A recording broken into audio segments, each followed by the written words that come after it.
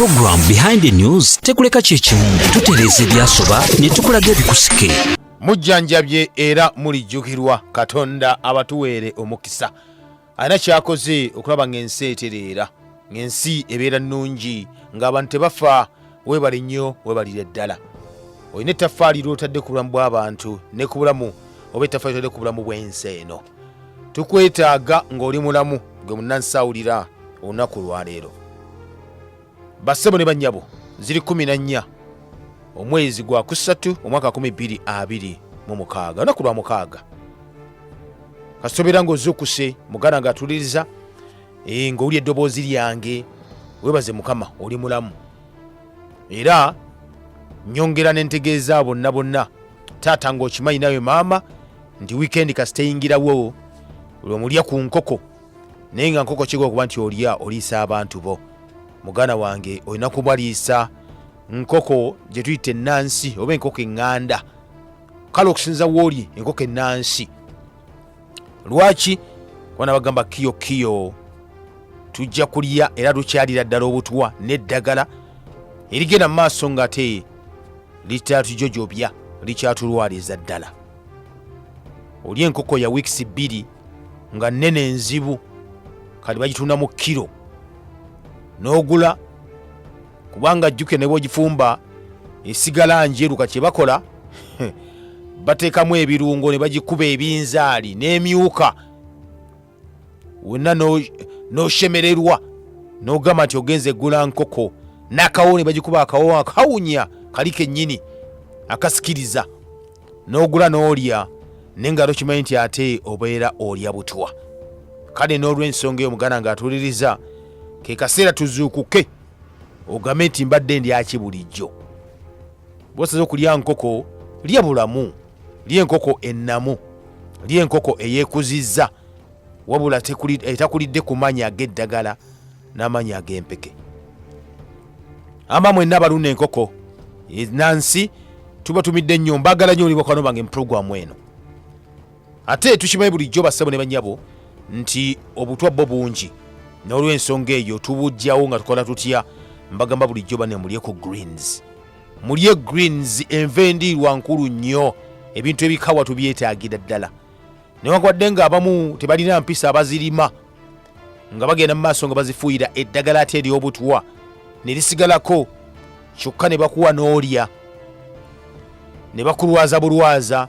Kikulu nnyo era kyattenda okuba nti enva ezo nawe ozeesimbidde ewaka. Fuba nnyo nga bw'osobola ne woba ng'opangisa bupangisa naye nga bupangisa osobola okuteekawo nate ekiveera oba ekidomolaawo ku lubalaza lwo nosamu greens, kijja kukolera nnyo. Nabagamba nti nno ebintu ebikawa bituyamba okugyamu obutwa mu mibiri gyaffe.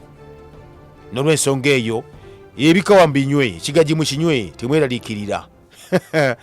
Ekikulu nnyo n'onywa kiri kinyi kyeweefumbidde ekyo kiweenogedde kye batagasa embiragalagala wali ng'ate bakipaakinze. Kikolera ddala amakulu n'ebikawa byonna birungi.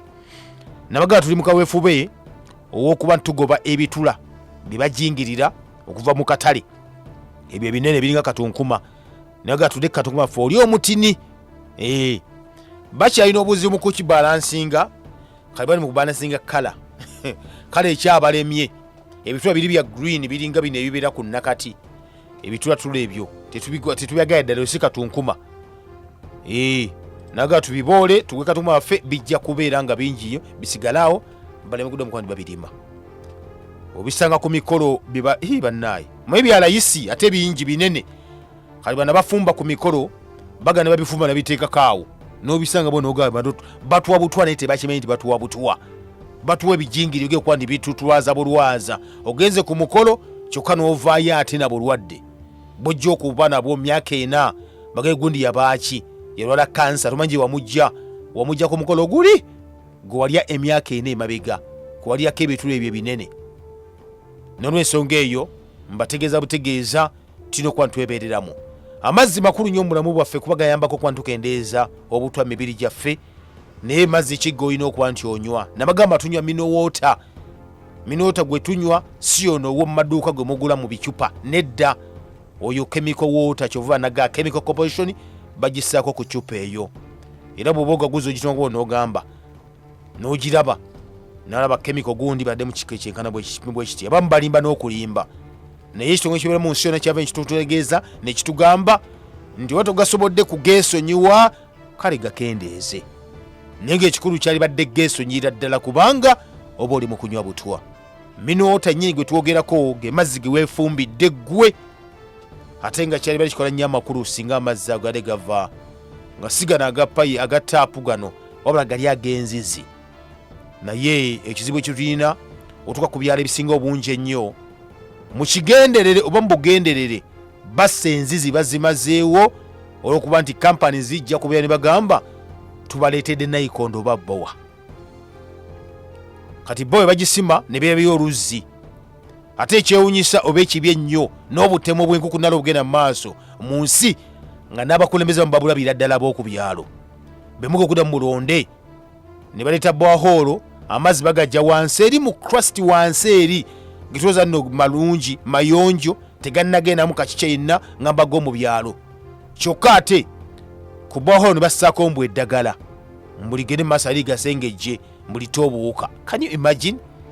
Toli mu kibuga oli mu kyalo eri amazzi gakyali nga mayonjo kyokka ne bassa eddagala ate ku bwahoolo gemusunda begati gayita mu ddagala gabatekamu eddagala nga gojja onywa kitegeeza ge basunda okuva wansi agatukula ennyo agalimu minerals ez'obutonde mukama ze yatonda okuba nzituyamba bulogasuna ne gajja waggulu ono kati abadde bwahoolo ng'agamba katukuttire wano katekemu eddagala ate liyita obutwa kale ate gwonywe kibi nnyo kiba tugamba tino fumba amazzi nga tunaganywa sakitatu okendeza ku butwa bataddemu bwagamba tino pipe mweziyita simala mulimu obutwa n'olwensonga eyo bukendeze ng'ofumba nagamba bose bakola ku dduyiro okuba dduyiro mulungi nnyo munanga ali eyo gwali ku Impact FM radio Lwasa Mayinja basebule banyabo byonna bigamba ebyo naye nkutegeeza butegeeza nti ne program ekiri emabega wa mawulire behind the news nga bulijjo omulangira Kalema gegange gano ge mateeka agafuga program behind the news.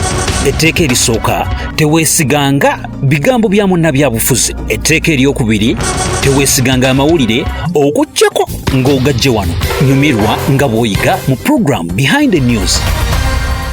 Bagise Impact FM radio Lwasa Mayinja omunywanyi eyakatweyungako yero program nagaze okusamu twenga tutambula mbweto mpola mpola mu kaseera kano kenyini kakati mugara wange ali eyo ebigenda mu maaso mu nsi mwe tuwangalira ebimbitiisa nenga tulina okuba tubikutegeeza nawe bitegere bulungi nnyo nnyini ddala wetwogerera wiiki eri twakola program ey'okuba nti ey'amata g'abaana oba gali seefu gano agomekebere formula oluvannyuma lwabagakola bennyini okuvaayo ne batutegeeza nti amata ago galimu obulabe kyova nti agamba bagayita gave mu supermarket mu maduuka gaddeyo mangu nnyo kuba galimu obutwa ngubita butwa kubanga gwalimu obutwa kyekikyoja ne kigenda maaso kikolako obulabe so amata galimu obutwa ne bagayita gakomewo ekyewunyisa ne waffe ne balugamba nti ate amata malungi nnyo bagekebejjezza kyowa gakoze ye agambye nti amu gakomyewo galimu obutwa nade ndaba wiiki yonna eno abafalansa nga bali mu kugya amata gonna mu supermarkets gonna abaana beyongedde okufa muganda wange kati gwe Uganda oli kuki gwe Uganda abaana mbawa amata ge mbawadde bagakola bukozi tumenye mata gakyo bagaki gwe n'omuwa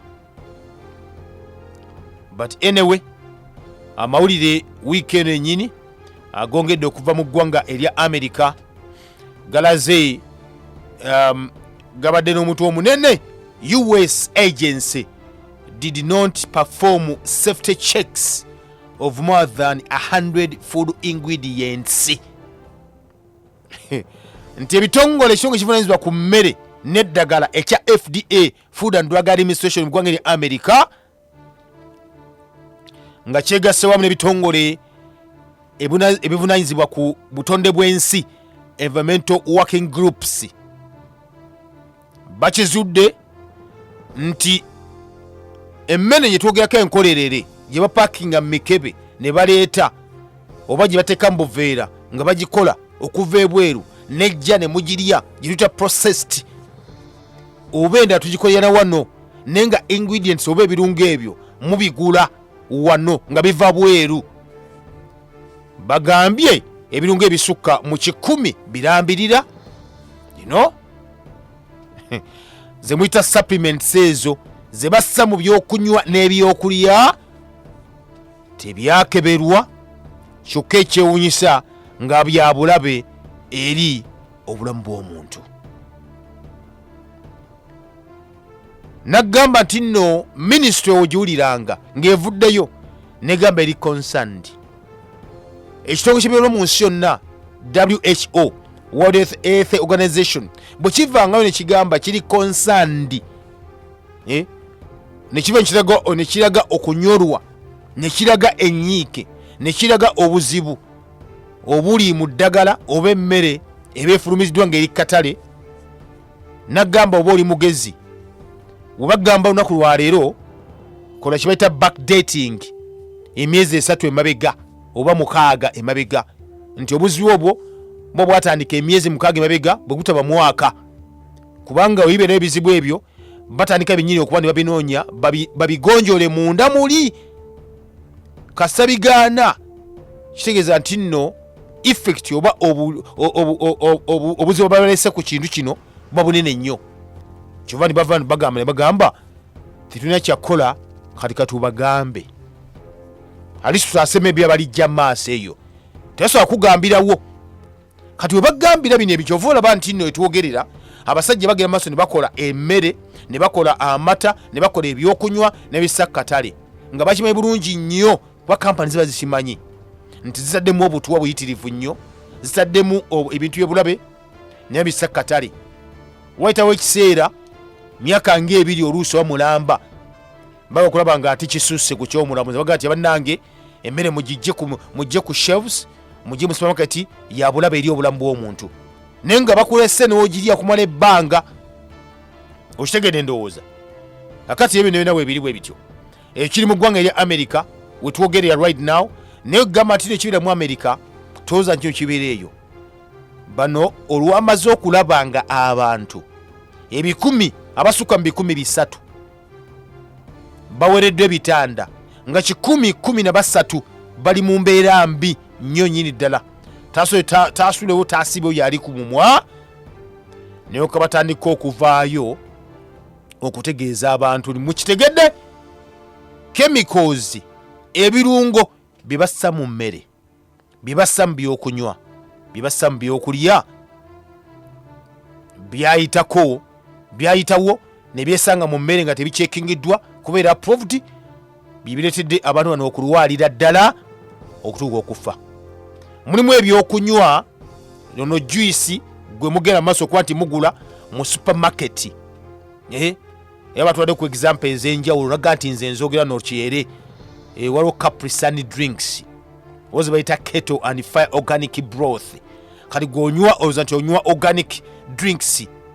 Naye muganda wange waliwo ze bayita Achimi smoked fish, waliwo Quaker oats snacks bars, waliwo mpitirivu nga bw'okiwulira, zonna ziri mu supermarket.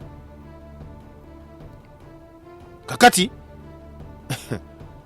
ekyewunyisa si zokka wabula waliwo n'ebyokunywa, waliwo n'ebimukozesa mufumba musiika nga vinegar n'omunnyo ogumu oguva ebweru.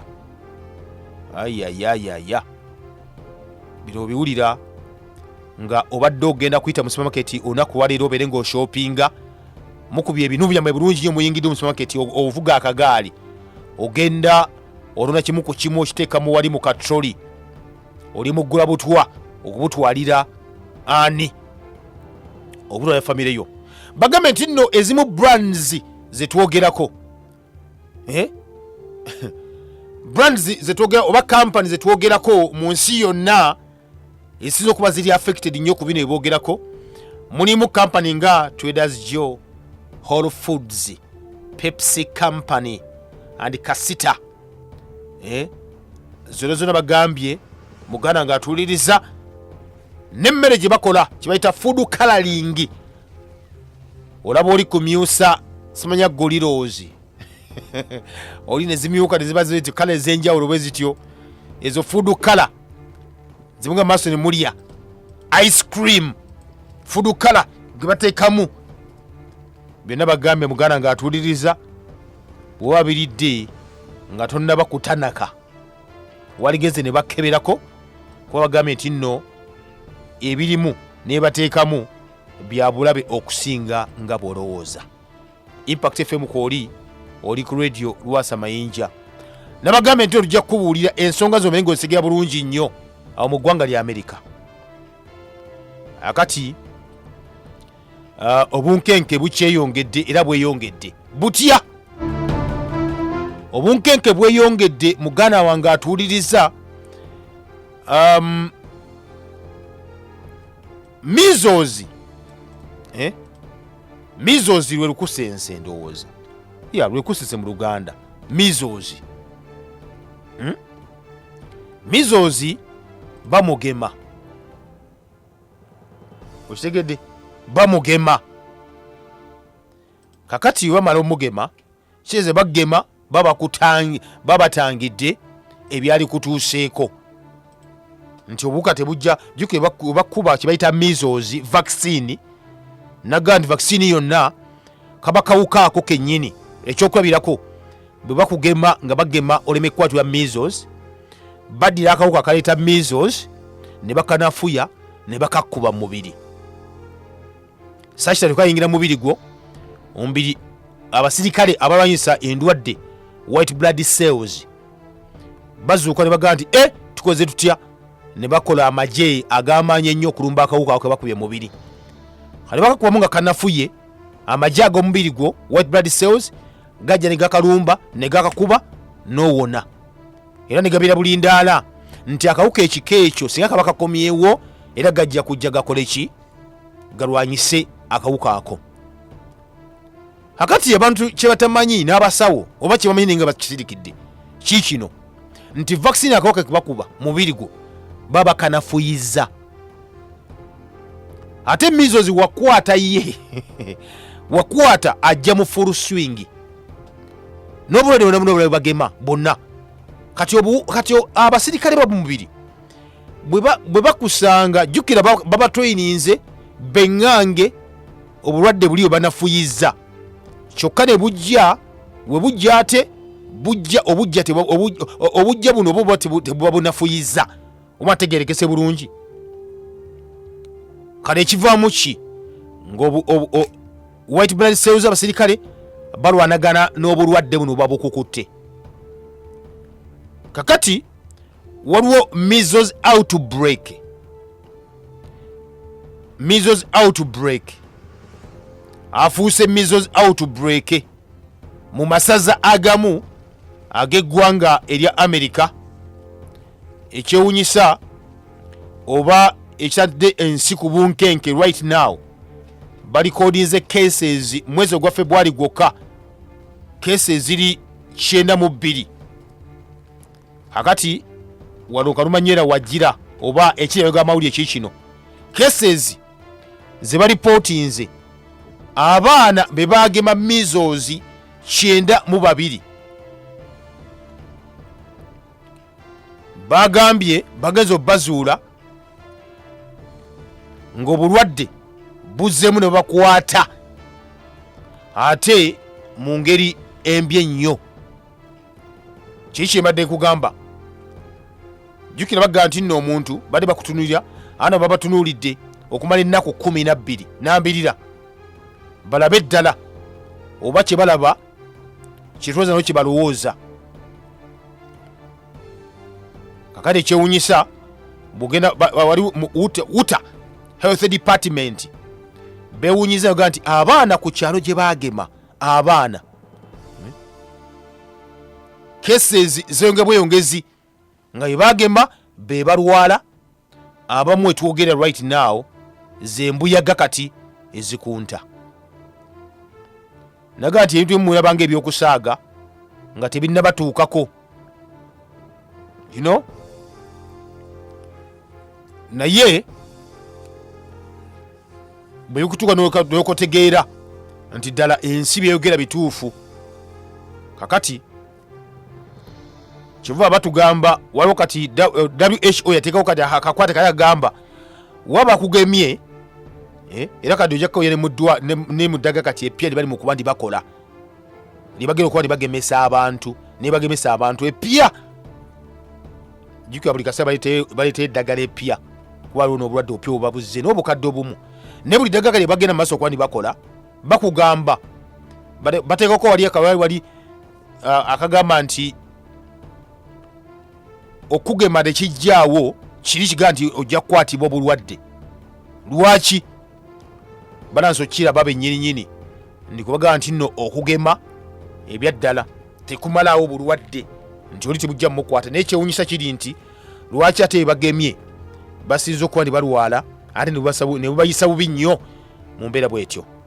Muganda nga tuliza Impact FM kwoli radio bagise Lwasa Mayinja program ekiri emabega wa mawulire.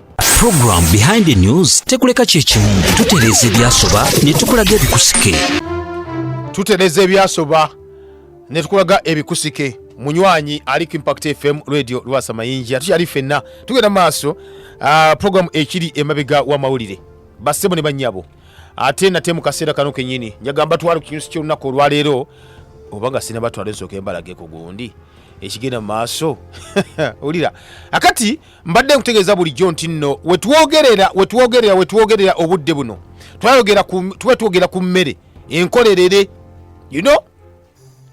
nga abamu temufaayo abamu muli awo bwe mutyo abaana mubatwala mu masomero gye mbatwala oluusi ne mbajjayo ku weekend mbeera nabo wabula biki mbagulira biki mbaliisa bikulu nnyo nga bw'okiwulira. Akati sometimes mali mulaba wano twakopoga mu lyene ne mbategeeza lwaki omuwendo gw'abantu lwaki abaana kati wetwogerera abato bayitiridde n'okwetta omwana omuto ne yetta. Omanyi kyekitegeeza ekyo? Akati bino byonna bagamba omuntu watukira okwetta ne waba muntu mukulu kitegeeza nti behavior change waliwo ekiba kimuliko ekimukyusa enneeyisa ye n'endowooza ye. Kakati okuva bannaffe wano balanga okuba ndi bazuukuka abakozi b'emmere gye twogerako eri processed food bagambye nti nno bazoga ne bagamba tutandika okunoonyeza tulabe eddala ebyaddala tuli seefu oba nedda. Emmere gye twogerako ereetera abantu okuba nti n'eddaate zaabwe n'eryabwe eri modified. Otandika okukyusa mpolampola endyayo n'obeera kagendere ng'omukadde akoyaki n'otandika okuba nga ogenda bw'otyo mpolampola ova ku mejo n'okuba nti olya nodda ku fast foods ne zigenda kuba ziri addictive eddagala bateekamu ne bakuba ne bateekamu ebyo. Kakati wuliriza bannasayansi bavuddeyo babadde ku University of Toronto nga beetegereza endya ey'abaana abali wansi okuva ku myaka wali ng'omwana omuzadde ng'ovudde kugana amata gembawa ag'ebisoloso ge mutabalina kumanya gye gavudde ge mugula mu supermarket ne maduuka sima ge muyita formula ag'obulabe ennyo okusinziira ku bannaffe bagakola bennyini n'ogenda ku mmere gye mbagulira abaana bato okuva ku myaka 3 paka ku myaka 5 emmere gye mbagulira eyo enkolerere bali mu kwekenneenya endya y'abaana abato myaka 3 paka myaka 5 era bakebera samples okuva mwaka gwa 2011 omwezi gwali gwa 9 Sebutemba ne basooka bakola bachi yasooka yali ya 2011 paka 2018 ne bagamba basoma bakebera families 305 families nga bakebera abaana ab'enjawulo biki bajja kyenagamba kino nti nno ekibi ekiri wano waffe ekino kibeera ku muntu oba omwana bw'afa omuntu bw'afa mulinda postmortem report omusawo agambye ekyo ne kiggwa bwe baga nti afudde musujja tojja kubuuza nti afudde musujja kikaaki, nti oba gwavuddewa, yalwadde ddi, omwana ono obulamu bwe badde butambula butya emabega emyaka nga 3 4 5 emabega, kiki ekyatuuka mu makkati yaawo? Tetulina records ezo. Bano abasajja bakulaga nti bo obulamu batandise okubulabira ddala, kuba butanse okubagendako, batandise okuzuukuka, balabanga ensi eri mu kufa eggwawo, batandise okuzuukira ddala. Mukulonze kwe bakola ne kwe bazze bajja bakola ku endya y'abaana n'enneeyisa y'abaana, wuliriza nnyo nyini ddala. Kakati baseesinze beetunuulidde ne beekenneenya empisa ey'abaana, enneeyisa ey'abaana, nga bamontalinga okumala emyaka 6 mulambirira. 6. Wuliriza, bakitudde nti abaana abadde bajja baliya ova ku myaka 3 ng'omwana aliya kye bayita ultra processed foods, ziyite UPF, zitwogerako bano abaana etwogako baga bali mu these are preschool years. Preschool years, abaana bagamba nti tugenda ku masomero. Okitegedde? Emmere gye basinga okuba nti balya gye twogerako ekivuga ku ultra processed foods, y'emmere eyo gye mugula mu supermarket, emmere gye muga nti no zi fries, chips and chicken. Bagenda maaso okuba nti bajja bugizi wali bakola ki? Mu basanze bagikoze dda, weeri awo n'ogula ebyokunywa ebipakinge ebiri sugary, those sugary drinks ebipakinge obulungi ennyo, bu snacks obwo buli packed, obuli packaged. Waliwo twogera nga waliwo kati ng'emigaati egyo, waliwo emmere gye bagamba frozen meals, osagera mu fridge n'ogula buguzi n'oleka mu fridge. Waliwo ennyama eyo gye babakazizza oba eri mu mikebe, waliwo kandi omanyi waliwo ne supu ono gwe bakola omugula mu supermarket gye bayita instant soup gwe mugula.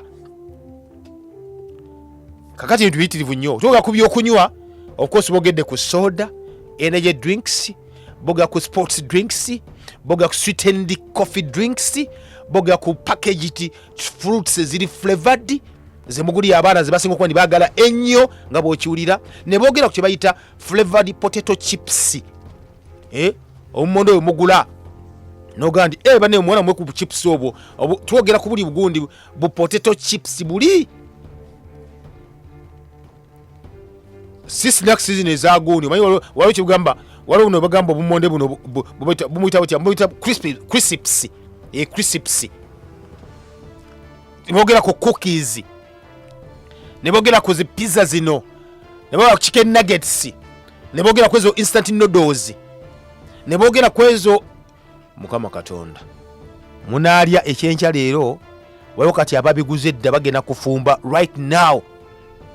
Ne boogera ku hot dogs, ne boogera ku sausages, ne boogera ku yogurt yali flavored, ne boogera ku nakino tukyogere. Muganda wange atuuliriza, abakugu bye bazudde, abaana bemuwa ebintu ebyo myaka 3 paka myaka 5 yiga ku somero, mubakyusa obwongo bwabwe. Is it for the better? Singa kibali for the better, bali badde bagaa nti nno ekituufu, naye this is not for the better. Obwongo bukyuka ate ne bafuna ebizibu byennyini. Bagambye nti abaana bano bemuwa ebyokulya bye tugeddeko n'ebyokunywa bye tugeddeko bino byonna bibakyankalanya obwongo. Bibakyankalanya obwongo. Intake ebakyankalanya obwongo. Kakati abamu nti ng'omuntu omukulu abamu biyanga dessert ngomaze okulya n'olya ekintu naye ate abaana mubiwa buwi omwana akaabe nabe ekintu kimugulira n'kimuwa n'alya nga kirungi nnyo n'alya buli. Kati bagambye okusinziira ku kye balabye nti high intake eya artificially and sugar sweetened beverages ezibintu bimuwa abaana nti omwana mumulabulabi awo omwana akula tategeera. Abamu bakula bayina emitima nga si gy'abaana, wuliriza mbwendowooza nga si y'abaana, n'abazadde nga babeewuunya n'okubeewuunya. Olaba mwana kujjirayo jambiya kuddamu kigambo kwogera nga tawulira, omwana kumaguka n'omugabo omwana ng'avaako ng'amaguka bw'ati n'otamanya kikimubaddeko. Naga nti nno kati ke kaseera muntu ekibayita children's diet mu early life, kubanga kino kyonna kye bakola kiba affecting abagenzi maaso n'okuba nti bakula.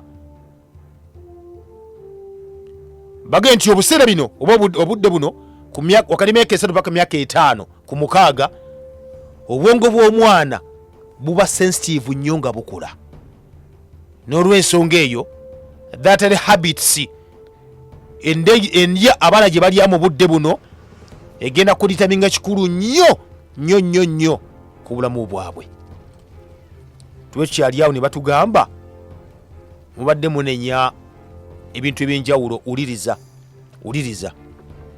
ku baana 10 buli ku baana 10 be bakebedde abaana 4 bade balina obulwadde bw'emitima oba n'okufuna stroke nga balasa okuba nti bakula mu Canada wokka. Uliriza ekitongole kivanyizibwa ku bya emitima ne stroke kibayita Heart and Stroke Foundation mu Canada kyo kyavudde kifulumya lipoota yakyo bulungi nnyo ku bino byonna ebigenda mu maaso okusinziira kwa lipoota inafulumiziddwa. Akati namba ogiraba owulya namba n'okwala ku mutwe. Naga nti abaana bemuwa emmere eno eri ultra processed food and drinks, ate nga bagenda nti nno ekola ebitundu ebisukka 40 ku 100 ku mmere yonna abaana gye basinga okuba bettanira abali wansi emyaka 20 egy'obukulu. Nti ekibaviddeko kino either balwadde obulwadde bw'emitima oba bafunye stroke, okusannyalala okw'olubeerera. Kati omwana omuto wanako okufuna ng'afuna stroke omugana wange, kati gwe omukulu oba oli kuki? Tubadde tukyali awo ne bagamba omuntu amaze okulwala ebirwadde byemulya bino mugivaako nga mufunye endwadde ez'enjawulo, oluusi bafunya ku ddagala ery'enjawulo. Sigenda batiisa kuno nja batiisa ku mundi ogunaddako. Mayina kugamba eddagala lyebagaye n'eddagala erimu ku eryo, aye bagaye nti ani eddagala erimu abantu abo nalyo ffu. Kati newaba nti nno ekyokuddamu kyekiriwa nti okedde ku makya n'ogenda mu supermarket n'oshopingira abaana bo emmere n'enkolerere, omawe gibashopingira ne balwala obulwadde bw'omutima n'obulwadde bwa stroke, ne batwala mu ddwaliro ne babawa eddagala. Bagenda okulaba abaana bafa, ekiddako kiri ki? Ne bagamba nti eddagala etubawa n'eddagala nyintu tubawa nalyo ffu, mulikomyewo. Cases 9,943 ez'obulwadde bw'emitima ne cases 1,717 zino za stroke. Be baana abafa oba baana abadde bakafa kuba nafa n'olisa kye bakoze ng'ekibasse ki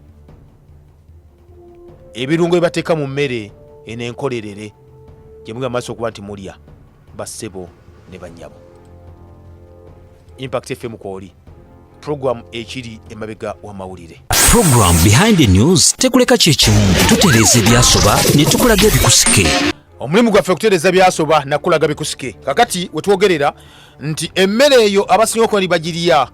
Of course tuli ku abazadde baba balowooza nti omwana buli waakulaakulamu oba buli wafunamu kasente ekyewunyisa ate basinga okuba nti ate balwaza abaana. Nti bava just imagine webuuze nti baana bameka abali ekyenkye waka nga balya emmere nga nfumbe bufumbi kwolo ku makya lwennyini olwo. Bintu byakyuka kati. Zi microwave zafuka zi microwave, fridge zafuka zi fridge. So emmere enkolerere nebanga eyingirawo okuba nti bataasa embeera. Nenno sometimes oganno tekitukwata kone ekikola ki yitako mu supermarket olabe ekigera maaso mu ggwanga oba mu bibuga ebyenjawulo ojja kulaba naye weewuunye ne weebuuza ekibuuzo kyoli mu kwanti ogula bulwadde butwala wakakuta abaana abo bennyini beweezaalira oba onotugamba nti obaagala nnyo. Kati woba baagala nnyo abaana abo bo bagulire emmere ey'okulya ne tobagulira ate butwa kubatta bussi mu mbeera bwetyo. Omungi atuuliriza gye bayita Impact FM Radio Samanja program ekiri emabega w'amawulire.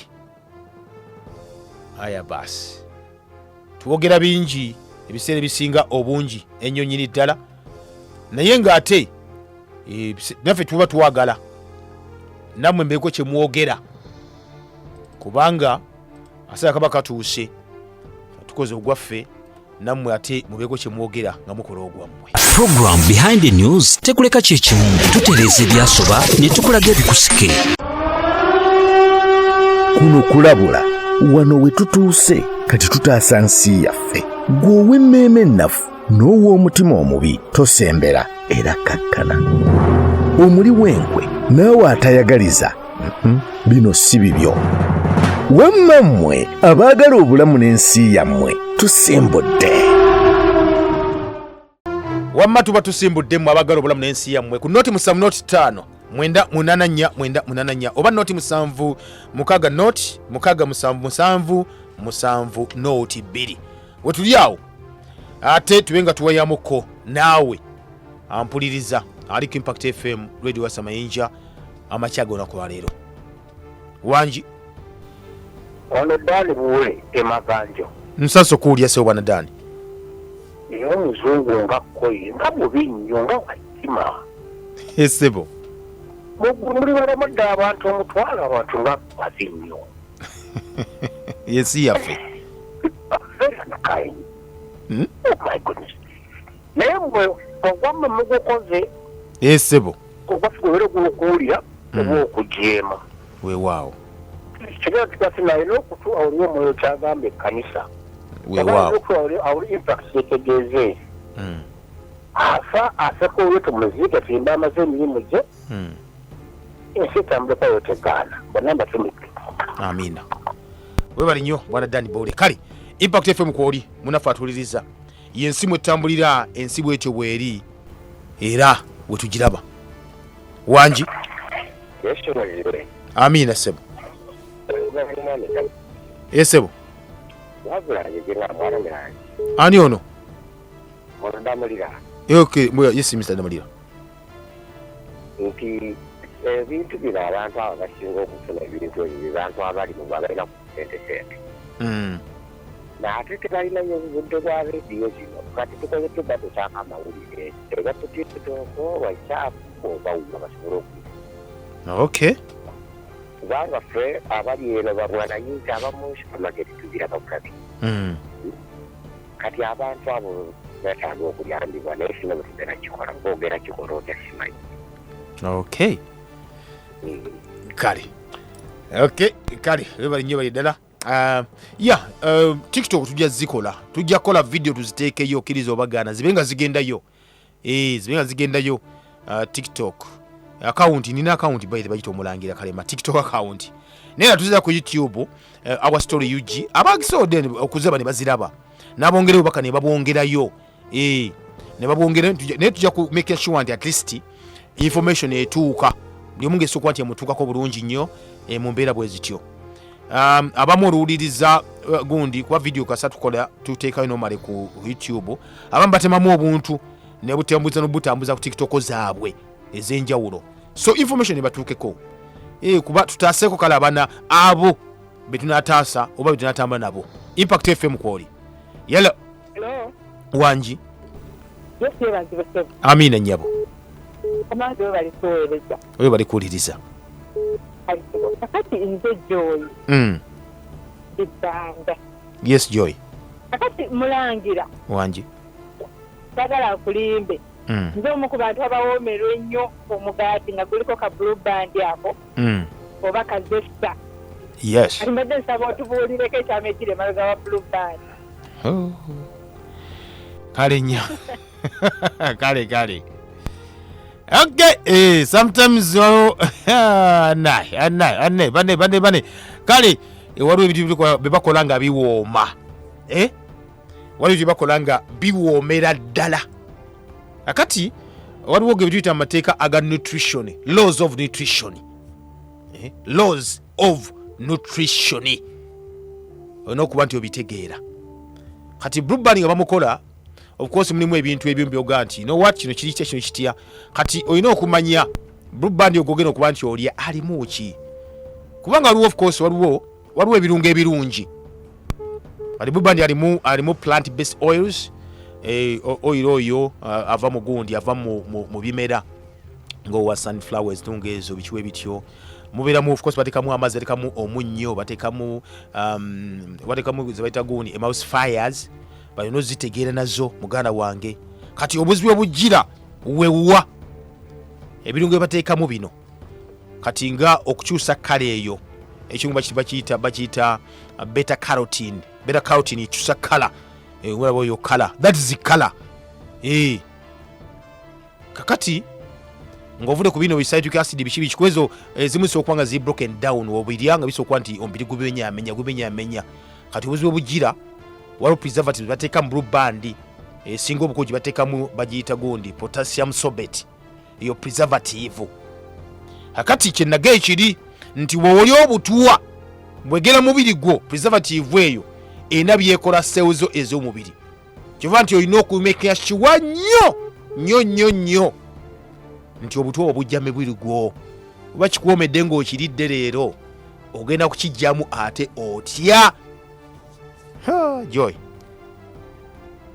Sometimes bampabira mbu tutta akatale k'abantu, but that is the fact. Impact. Wanji. Hello. Webale kuwuliriza. Ekyamazima kumukutte tuviirako ddala tuwuliriza Impact FM. Sebo. Ono lwafande Fred Ofene Kanyeegala mirimu 9 mu Bende n'Embubwekula South musajja lya Ssaabasajja. Naye alaba mutuufu njagala nkikulaga essebo. Sebo.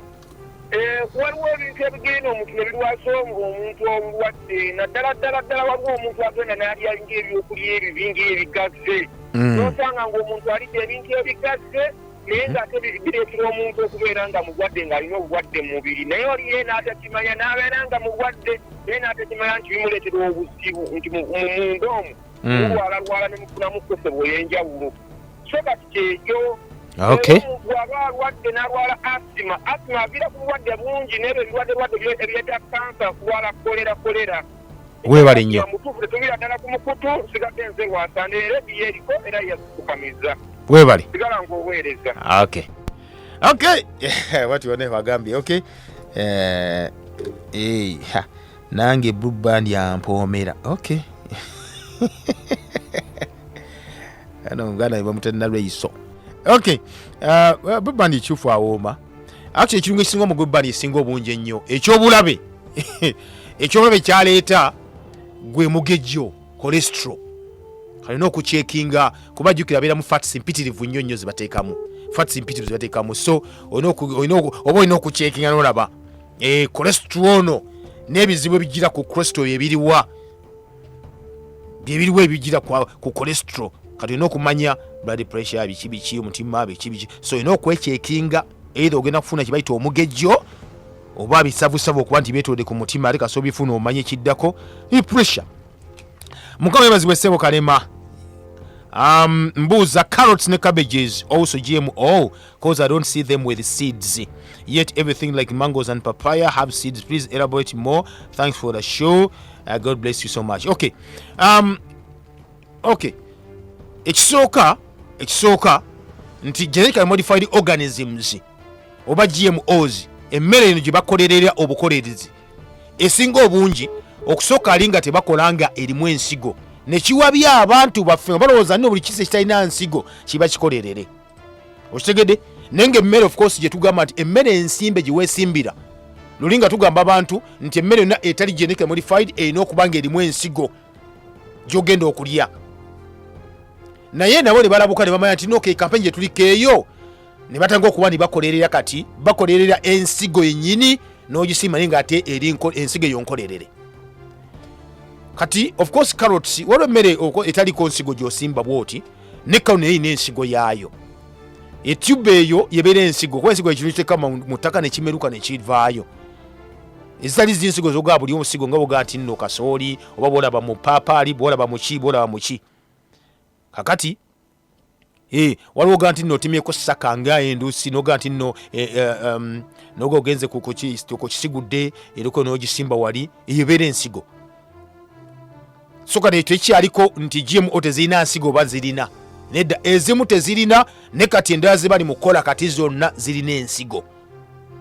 Oli bali bakola amapeera emicungwa biki nga tebina nsigo n'akamu. Naye ne bako kwandi babizira nga babizudde banazo kwandi babyesamba kati ne badda mu laboratory kati bakola bene bino biba n'ensigo. So ekyo babikolera ddala muganda wange. So alina kumanya bumanya kikyogenda okuba nti oliya atejjukira bagana n'okubira ebolinga okubyawula nti bino bikwasa kansa bino bikwasa kansa bagana kuba balina ssente empitirivu nnyo. Kati mu katale gye bibeera kati just agenda okutunda ekintu ekyo yalina okugamba nti kiri organic oba kiri approved kiri organic oba kiri organic mu mbeera bwetyo. Nenge ekikulu kiri nti bagenda batwetoola buli kamu nti n'akawo kenyini bali kukakyusa kenyi bakakolerera ne kala ne bagikolerera kala. Can you imagine? Ne bakole for example oli n'azima nakati ne bagenda mu laboratory ne bagamba nti ensigo ennakati gye tukoze efulumiziddwa si ya kiragala emala kati kole eddagala lya kiragala tulikube mu nsigo eno such that nakati anaavaako abeerwa green nnyo agenda ogula mukati agampa wa green n'agula green n'atwala n'alya. Okitegedde? Kati that is how bayina kuga ekigambo ne munansaasira nti bwe obutemu bw'abasajja bano n'abakazi bano bali mu kuba ndi bakola kuleva eyo kuba weebuuze oli aba afaaki naga nakati waali abantu bamulya bwalo n'agamba nti kangende mukolye mu laboratory nkole owange agenda okuliplacinga oli mukole nga wakiragala nnyo nti oli bw'anaaba ayagala okugula nakati ajagamba nti apa oli wakiragala ennyo kumba agula buto bwatwala okuba nti afa. Oyina ebuuza nti mukutta abantu afunamu ki? Ne tujja nagaduma abataagaliza abaagaliza. Wuliriza. I wish you could see this planet in a 1,000 years. Nti ndowooza singa oba olaba ensi eno mu myaka nga 10 egyejja. You are too blind. Oli muzibe nnyo n'agamba mupo alina mugongo. Okitegedde? Po alowooza nti atu balina okuba nga bafa kkiriza obagaana. Ng'abazungu balowooza abamu ku abo abatta abantu abakola obulwadde. Tetukinako tabbu n'akamu n'ateeka eddagala kuba bantu balina okufa ffenna tujja kufa. Naye ofudde otya? Lwaki ofa nga totuusiza kiseera kya kufa? Era lwaki ofa nga obonaabona just because waliwo ayagala ofe nga obonaabona? Lwaki ofa nga oli mwavu because waliwo ayagala ofe nga oli mwavu? Lwaki olya kulwaza obulwadde naga nti ofe kansa yafunemu mu ddagala lyagenda maaso kuba nti afulumya kyokka mumala okuba nti mulikoze munywedde eddagala balikuwadde yinyi n'avayo n'agamba nti eddagala lyennabo alyalifu nga bagambye olunaku olwaleero nti eddagala lya kansa abamu lye bakozesa katons 400 balesa batisa bati katons 400 eddagala lya kansa bagambye effumu likomyewo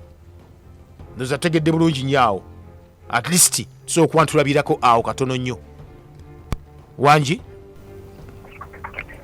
Halo sebo mulangira. Wangi munange. Wewe ni kuweza sebo. Wewe bali kuliza sebo. Ndo mwe Ruben nkubide mbali. Nsaso kuwulira sebo. Ye sebo. Olaba abazungu abo ibintu bingi bagenda balabula abantu naye ng'okusiga balabula bazungu bannaabwe. Ya. Kati ffe nga mu Africa tubitegeera mukama aba atuyambye buyambi. Yes. Wanga juzi nalaba ku video nga omuzungu ono president wa US Mr. Trump ng'agamba nti eddagala erigema nti abaana abagemeddwa nti babeera balwadde buli kaseera basiba kukanula abatagemeddwa nti bwe babeera mu bulamu obweyajaga nga bali mu bulamu obulungi. Eno mu Africa ani yali avuddeyo okukozesa ku kintu ng'ekyo. Okay, webali nnyo oyogedde ensonga mu Africa aliwo yali avuddeyo yavuddeyo n'akyogera yali nze yetukyogera wano. By the way oyogedde ensonga nnungi nnyo webale nnyo. Bino byenye mu kugamba right now byenkugamba kati obudde buno abasajja babigamba bantu baabwe bantu baabwe nejjukira nakutegeeza nenkutegeeza ebintu bino wammanga ndi bye tukozesa tubigulawa tubijjawa kale baga nti nno wabulira owabwobo ate gwe omunaku ng'okola ki okutuuka okunkumula bwabavuddeyo naye agamba nti nno bannange eddagala tuba tukozesa eddagala lyerimu kampani gye tukozesa nga yemu yekola eddagala ne baga eddagala fu temuli kuba bantu bammwe mwe ne mutawulira mbasi bategeera tunayinda kutujjako ate era basebo ne bannyabo teri muntu asoba kuba kwagala nga ggwe ate teri muntu agala kulwanirira nga white blood cells zo n'olwensonga zirise bulungi sakitaliso okuba nzikutaasa mu biseera eby'omu maaso banga basobola okutta abantu mu biseera biri gw'ojjawo obukakafu bugamba tebagenda ate kutta n'olunaku olwaleero. Program Behind the News tekuleka kyekimu tutereeza ebyasoba ne tukulaga ebikusike.